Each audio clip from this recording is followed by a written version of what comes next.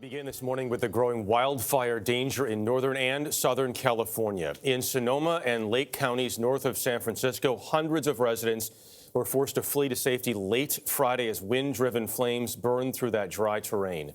With historic winds on the way, the state's largest utility company is considering another round of intentional power outages as a means of preventing the Kincade fire from spreading. In Southern California, firefighters have contained about 10% of the tick fire.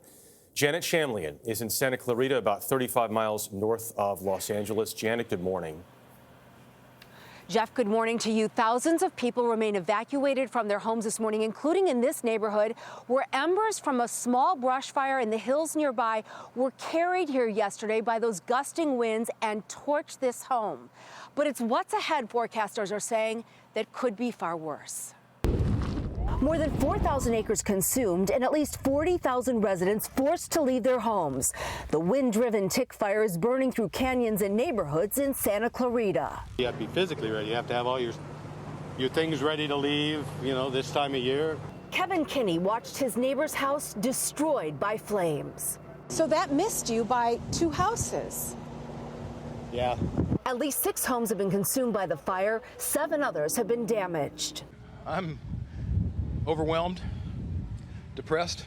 David Chambers obeyed evacuation orders, returning to find an upstairs window shattered by an explosive water drop. A huge blast, but again, it saved the house. The worst is still ahead, forecasters say. Dire predictions for an historic wind event Sunday and Monday, with gusts up to 80 miles an hour in Northern California, where the larger scale Kincade fire has placed entire counties under a thick veil of smoke.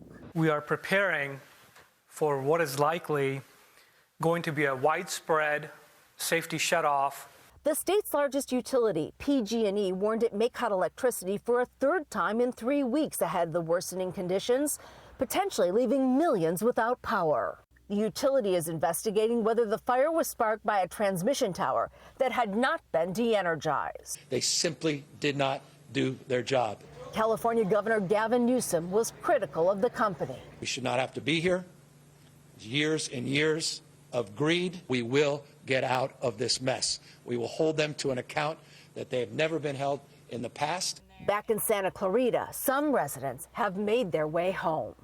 I want to sleep. I want to be with my animals. I believe they lifted the evacuation notice, then hopefully they'll open the roads pretty soon.